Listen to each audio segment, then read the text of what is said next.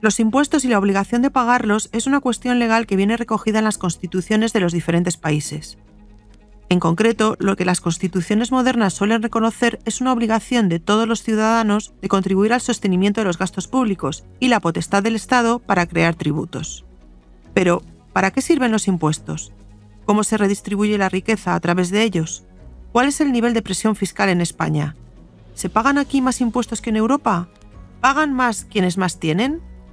Para responder a estas y otras preguntas, contamos de nuevo con Rafael Domènech, responsable de análisis económico de BBVA Research, que nos explica con detalle todo lo que necesitamos saber de un tema no exento de polémica, que puede resultar complejo y que está inmerso en nuestro día a día: los impuestos. Mi nombre es Reyes Pariente. Comenzamos.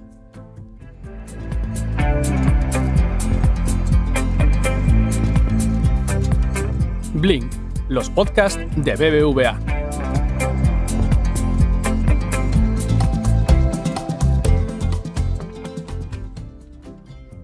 Hola Rafa, feliz año. Encantada de que nos acompañes de nuevo en Blink para hablar de un tema que genera tanto interés y tantas dudas. Bienvenido. Feliz año, Reyes. Para mí es siempre un placer estar contigo y con todos los oyentes que siguen Blink. Para nosotros, mucho más, ni te cuento. Por comenzar, una pregunta que nos hacemos muchos. ¿Para qué sirven los impuestos? Bueno, los impuestos que pagamos pues ayudan a financiar bienes y servicios públicos que recibimos, ¿no? Bien directamente o indirectamente, ¿no? Y todo esto pues mejora nuestro bienestar, ¿no? El gasto público que financia los impuestos pues sirve para producir bienes y servicios por parte del sector privado, para mejorar nuestros niveles de consumo, para financiar instituciones, ¿no? El Estado de Derecho, la seguridad, las regulaciones, la justicia, la inversión pública, por ejemplo, las infraestructuras o el capital humano, ¿no? La educación de una sociedad. También los impuestos y el gasto público sirven para redistribuir renta dentro de la sociedad y, por lo tanto, con eso mejoramos la igualdad, ¿no? Reducimos la desigualdad. Una tercera vía muy importante que hemos visto ahora en estos últimos años como consecuencia de la pandemia del COVID es que el gasto, por ejemplo, en sanidad, que se financia con impuestos, pues permite, ¿no? Mejorar la salud y aumentar nuestra esperanza de vida, algo que a lo largo del último siglo pues, ha sido muy, muy importante.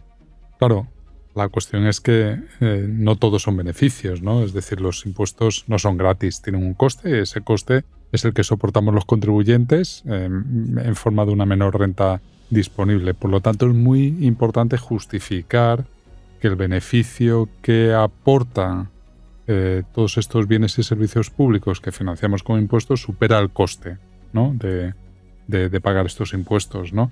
Y ahí es donde está el reto, encontrar ese punto de equilibrio. Yo siempre digo que tan malo puede ser tener un nivel de impuestos muy bajo con una calidad muy reducida, los servicios públicos que recibimos a cambio, como tener un nivel muy alto de impuestos que no se justifica por esos servicios y bienes públicos que recibimos, sencillamente porque se derrochan de recursos del contribuyente, ¿no? El reto es encontrar ese punto de equilibrio. Y un poco en línea con esto, a nivel general, ¿cuál crees que es la percepción que tienen los ciudadanos españoles sobre los impuestos que pagan?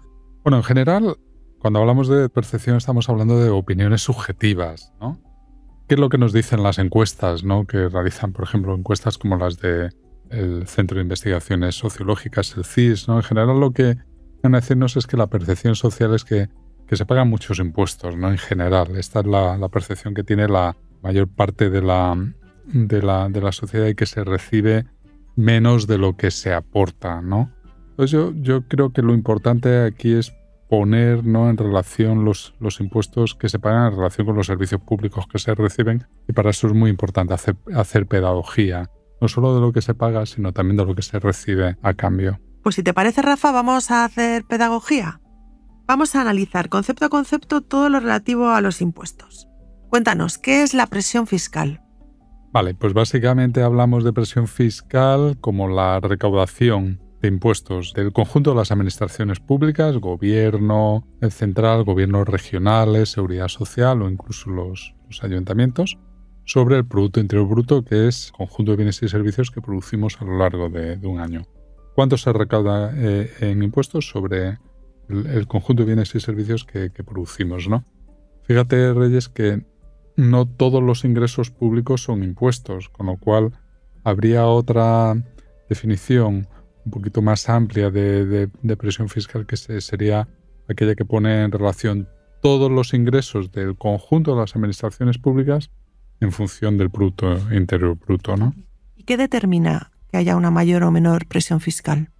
Bueno, pues básicamente lo determina pues una historia, una cultura, ¿no? La presión fiscal en los países al final lo que refleja son preferencias sociales, ¿no? Y también, ¿no?, detrás de esas preferencias sociales una opción también ideológica sobre la importancia del sector público, ¿no? Y esto dificulta mucho las comparaciones entre personas y entre países, ¿no? Hay países que por tradición pues prefieren optar por un menor tamaño del sector público y por lo tanto por un nivel de presión fiscal más bajo, frente a otros en los que históricamente pues han visto que el sector público funciona bien, ¿no?, que de una manera secuencial, ¿no?, cada vez que ha ido pidiendo más impuestos para hacer más cosas, la sociedad ha visto que el sector público lo hacía bien y entonces pues eso ha terminado conformando niveles de presión social más elevados, ¿no? Pero básicamente se determina de esta manera. ¿Tiene sentido realizar una comparativa con países del entorno? A ver, en parte sí, porque primero que las comparaciones siempre nos sitúan, ¿no? Y más en el caso concreto de España, que formamos parte de un proyecto político, económico y social con otros países como son los que forman la Unión Europea, ¿no? Por lo tanto, esa es una aspiración que tiene sentido, siempre que las preferencias sociales sean las mismas como resultado de esa cultura, de esa tradición, de esa eficiencia de las administraciones públicas y siempre que la valoración de los servicios públicos recibidos a cambio también lo... O sea, claro, lo que no tiene mucho sentido es pensar de manera automática. La comparación sí que tiene sentido, pero no tiene mucho sentido es pensar que así de un día para otro, pues cualquier país que tiene un nivel de presión fiscal más bajo que los que vemos, por ejemplo, en los países del norte de Europa, estoy pensando en un país como Dinamarca, ¿no?, por ejemplo, pues que de un día para otro vayamos a esos niveles de presión fiscal, porque para eso pues se tienen que dar toda una serie de condiciones. Es una aspiración, pero para llegar a ella, ¿no?, se tienen que dar condiciones, ¿no?, una transición. Y en concreto en España, ¿cuál es el nivel de presión fiscal y cómo se compara, si se puede, con la Unión Europea? Bueno, todavía no tenemos los datos de cierre del 2022, ¿no? Los tendremos dentro de poco, por lo tanto los últimos datos que tenemos cerrados son del año 2021 y lo que es la recaudación de impuestos sobre el Producto Interior Bruto en España alcanzó el 39% del Producto Interior Bruto, ¿no? Esto es 2,7 puntos menos de lo que es el conjunto de la Unión Europea, ¿no? Que la Unión Europea es un promedio en el que los países están ponderados por su tamaño. Lo que pasa es que en la Unión Europea se da una peculiaridad y es que aquellos países que tienen un tamaño mayor suelen tener un nivel de presión fiscal más elevado, ¿no? Entonces esto genera esta paradoja, ¿no?, de que si comparamos España con el promedio de la Unión Europea estemos ligeramente por debajo en términos de presión fiscal, pero si comparamos con lo que sería la media del conjunto de los países sin ponderar, estamos ligeramente por encima, ¿no? O sea que estamos ahí a medias entre lo que sería la media de los países y el conjunto de la Unión Europea, ¿no? Y otro tanto pasa si comparamos con los países de la eurozona, ¿no? Lo que hemos visto es que la diferencia que era importante hace unos años se ha reducido muy, muy rápidamente, ¿no? Y todo parece indicar que prácticamente pues si no es en el 2022, en 2023 o en 2024, pues vamos a tener ya niveles de presión fiscal muy, muy parecidos, ¿no? Aunque, y esta es la otra cara de la moneda, nuestros niveles de renta per cápita están bastante por debajo de lo que es el promedio, ¿no?, de la Unión Europea. Y si desglosamos por tipo de imposición, ¿qué tipo de impuestos se pagan más en España? Sí, bueno, pues ya te digo, estamos ahí a medio caballo, no estamos cerca de los promedios europeos, pero sí que hay diferencias en la estructura que son bastante importantes, ¿no? Por ejemplo, nosotros en general tenemos una baja imposición sobre el consumo. El IVA es un tipo de impuesto sobre el consumo, impuestos medioambientales, general, todo lo que es la imposición indirecta, estamos en la parte baja del conjunto de la Unión Europea. Pero, sin embargo, nuestras cotizaciones sociales son más elevadas que las del promedio europeo, ¿no? Tenemos una menor imposición también sobre el trabajo, una vez que excluimos cotizaciones sociales, y tenemos una imposición sobre el capital, ¿no? Sobre las rentas del capital, que está en promedio de la UE, ¿no? Por lo tanto, ya ves que en unos tipos de impuestos estamos por debajo, imposición sobre consumo, en otros en línea, impuestos sobre el capital, y algunos estamos por arriba, como son las cotizaciones sociales a la seguridad social. Para poder comparar la presión fiscal entre distintos países es importante determinar los niveles de eficiencia de cada país, un poco en línea con lo que comentabas antes, ¿no? ¿A qué te refieres cuando se habla de eficiencia? Bueno, cuando hablamos de eficiencia, que nos estamos refiriendo al sector público, es cuál es la capacidad que tienen las administraciones públicas de transformar cada euro que reciben de impuestos en servicios públicos que proporcionan a los ciudadanos, ¿no? Entonces, obviamente, cuanto mayor es ese nivel de eficiencia, mayor será nuestra predisposición a pagar impuestos para recibir a cambio bienes y servicios, porque tendremos un nivel de concienciación mayor y estaremos viendo que el sector público no está malgastando el dinero de los impuestos. Y esto es fundamental, porque la evidencia empírica, porque la eficiencia de las administraciones públicas se puede medir con indicadores.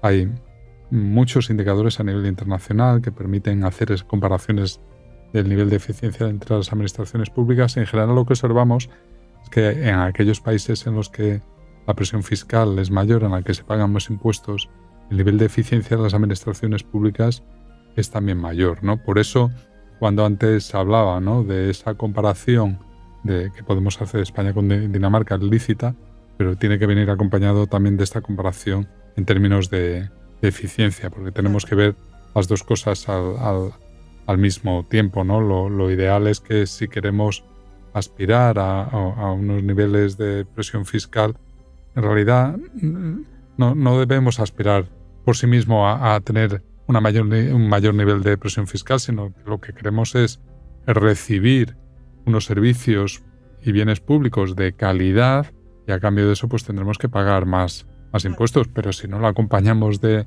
aumento en la calidad de esos servicios y bienes públicos que recibimos, pagar más impuestos pues no serviría de mucho. Efectivamente. Y de acuerdo con esto que estás comentando, ¿cuál es la situación, cuál es la eficiencia de España y de la Unión Europea por comparación? Sí, bueno, pues digamos que cuando comparamos España con esos países de la Unión Europea en términos de eficiencia, tenemos un nivel de presión fiscal que está ligeramente por encima del que nos correspondería con el nivel de eficiencia comparado que tenemos con otros países. Estamos por debajo en esa comparación de Italia y de Grecia. Grecia todavía están peor, ellos tienen mayores niveles de presión fiscal con menores niveles de eficiencia, ¿no? Ya te digo, lo ideal sería tener los niveles de eficiencia de otros países del centro y norte de Europa con la misma presión fiscal o algo más de presión fiscal, pero sobre todo con mucha más eficiencia de las administraciones públicas, ¿no? Yo creo que esto es lo más importante, y ese es el reto que tienen las administraciones públicas, sobre todo en esta era de la digitalización, es esta, ¿no? Cómo mejorar su eficiencia para hacer un uso más productivo de los impuestos que pagamos los contribuyentes.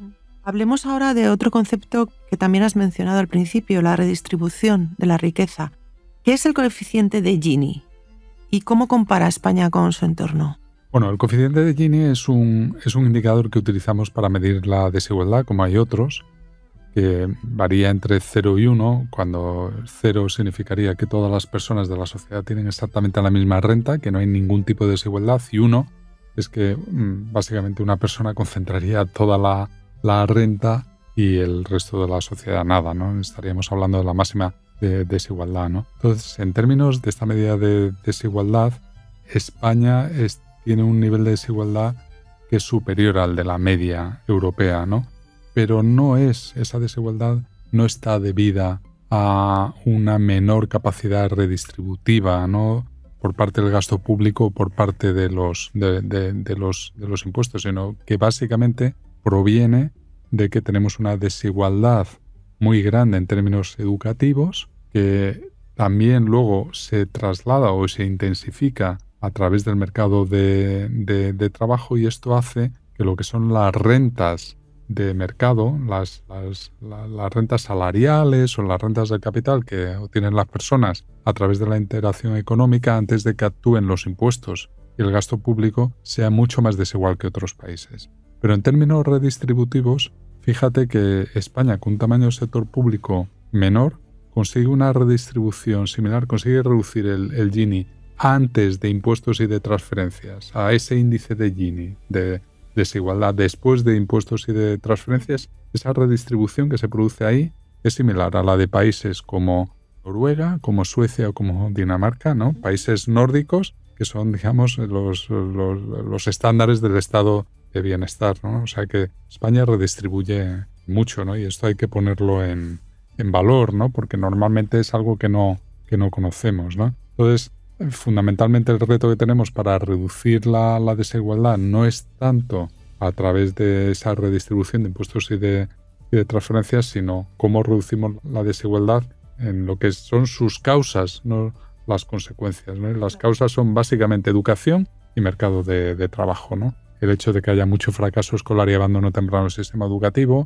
o el hecho de que tengamos unas tasas de paro muy elevadas o unas tasas de temporalidad que también han sido mucho más elevadas que en otros países. Y otro concepto que también genera dudas, la progresividad. ¿Dónde se encuentra España? Bueno, la progresividad fíjate que está muy relacionado con lo que acabamos de hablar. La progresividad básicamente lo que mide es qué capacidad tiene el impuesto, qué características tienen los impuestos que pagamos de hacer que aquellas personas con rentas más elevadas paguen más impuestos, ¿vale? Mi experiencia es que cuando a la opinión pública, a cualquier persona en general, se le habla de progresividad, suele pensar más en términos de proporcionalidad. ¿Y esto qué significa? Un impuesto es proporcional cuando una persona que tiene una renta que es, por ejemplo, el doble que otra, la gente piensa, bueno, pues tiene que pagar el doble de impuestos que otra. No, cuando el impuesto es progresivo significa que paga más del doble. Aunque su renta sea el doble, paga mucho más del doble. Esto es lo que ocurre con los impuestos en España, particularmente con el impuesto sobre la renta, ¿no? Y ahí nos encontramos con que España se encuentra en la escala media-alta de progresividad comparada con la Unión Europea, ¿no?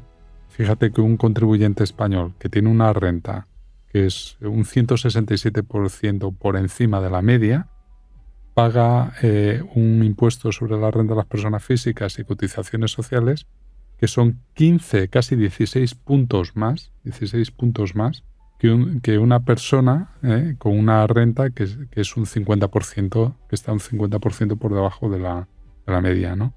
Solo países como Francia y Bélgica se encuentran claramente por encima en términos de progresividad, pero muchos países tan importantes como Alemania o estos nórdicos que te decía antes, Dinamarca, Noruega o Suecia, tienen niveles de progresividad inferior a los nuestros. Luego, no solo es que nuestros impuestos sean proporcionales, es que son progresivos, es decir, que a medida que aumenta la renta, los impuestos aumentan mucho más rápidamente, los impuestos que pagamos a través del IRPF que la renta. En línea con lo que estás comentando, hay una creencia generalizada, una mayoría de españoles que piensa que las grandes fortunas pagan menos impuestos. ¿Es así? Bueno, pues lo que tú dices es así, ¿no? Y por eso decía yo que hay que distinguir claramente lo que son las percepciones sociales, ¿no? Las opiniones y estas valoraciones subjetivas, ¿no? Que puede tener la opinión pública de lo que son los datos y los hechos. Y por eso decía que es muy importante hacer pedagogía, es muy importante lo que estás haciendo con este espacio de hoy, ¿no? Como te decía, los datos comparados nos indican que la progresividad está por encima de la de muchos países de la Unión Europea, ¿no? Países tan importantes como los que he mencionado antes.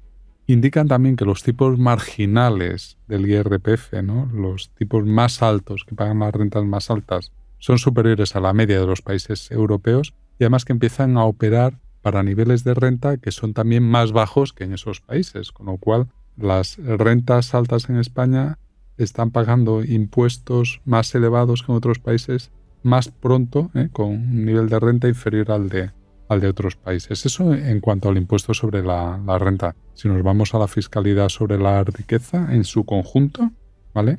Porque la renta es el flujo, la riqueza es lo que tenemos acumulado, ¿no? En 2020, que son los últimos datos comparados que tenemos, la fiscalidad sobre la riqueza supuso el 2,7% del conjunto del Producto Interior Bruto de España, frente al 2,3% de la Unión Europea, y España era el cuarto país con mayor fiscalidad sobre la riqueza, justo por detrás de Francia, Bélgica y Grecia, por encima del resto de los 23 restantes países de la Unión Europea, ¿no?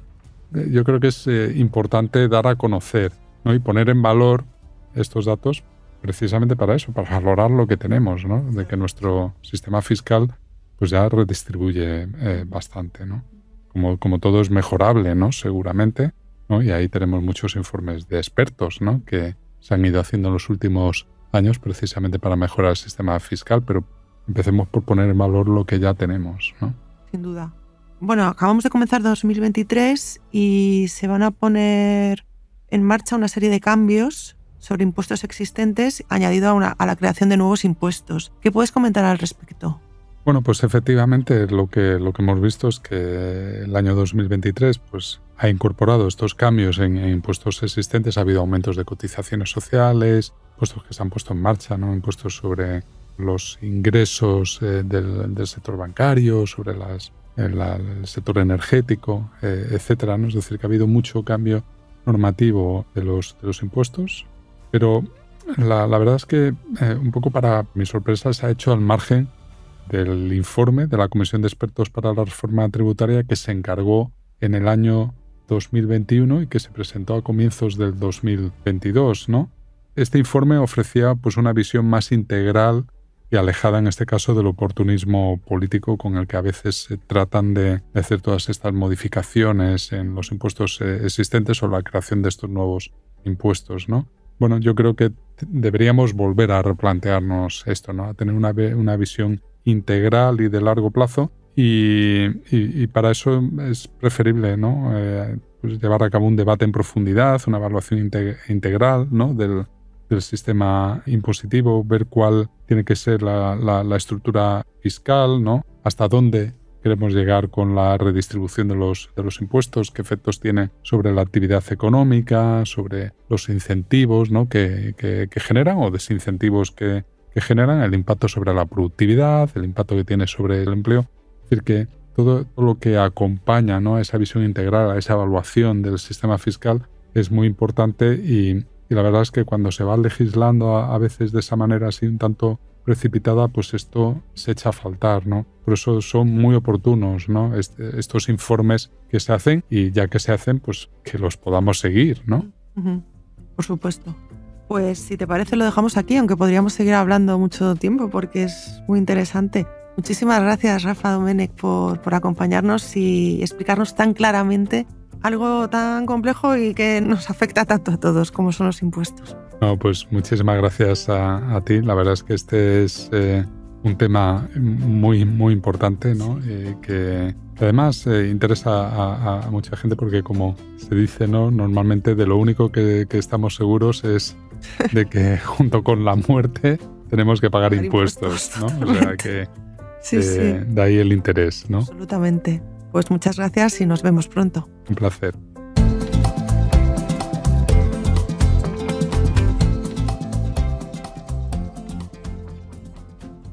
Lo dejamos aquí por hoy. Si te ha gustado este capítulo, te animamos a suscribirte y recomendar Blink en tu plataforma de podcast preferida, en redes sociales y, como no, a tus amigos.